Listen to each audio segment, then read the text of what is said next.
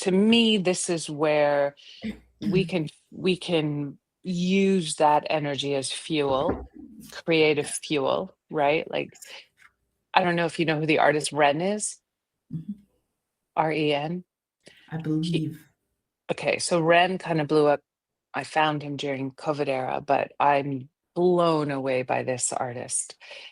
And for example, if you listen to his lyrics and pay attention to his rap and his singing and his creativity, and you can see, right, he's fueling that into his creation.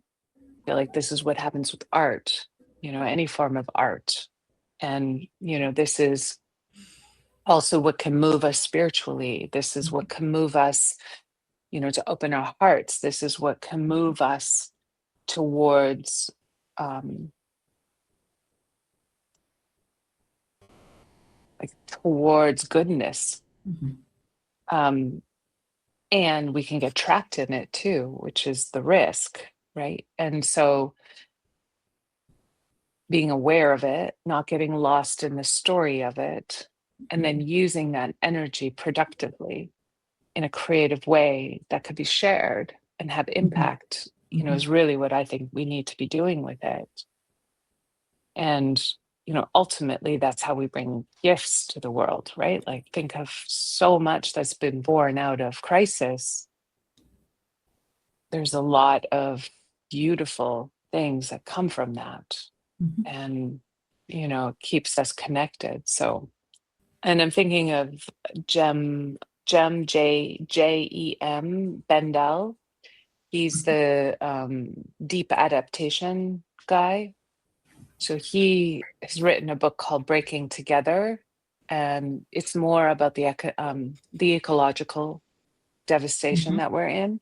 Mhm. And so he talks about like, that like grief is really the only answer. Like we have to grieve it, right? So behind this sacred rage is also grief, but Mhm. grief can lead to despair and it can collapse us if we're stuck in it. Whereas Mhm.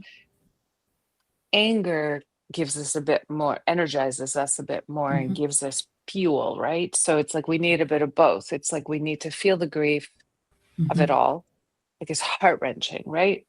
Mhm. Like when I feel into potential impact that I could only imagine that, our indigenous families felt Mm. when when their children were stolen from them and forced into institutions for coercion, right? And assimilation in these horrible, violent ways, right? You're a parent. Mhm. You Mhm. can't even fathom what that would No. feel like. And this happened. This happened Mhm. like not very long ago. Yes. Not very long ago. And that pain, right? That reality of that pain has to go somewhere. Mhm. And we have to collectively feel it because we're Mhm. interconnected, Mhm.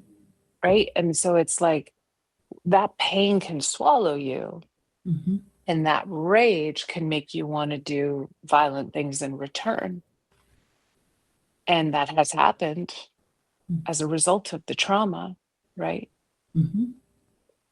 But at the end of the day, I believe, and this is where the third door kind of comes in, the concept of it is that the tension of feeling into that, but not being consumed by it is where like the magic line is. Mhm.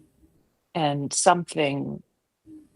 I believe something beautiful can come from that, Mhm. you know? So we can't turn away from the horrors, but we also can't be like consumed by it either because we'll be destroyed, right? Mhm. It's like the moth staring into the light.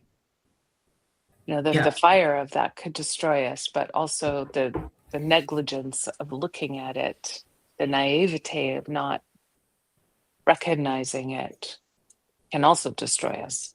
Mhm.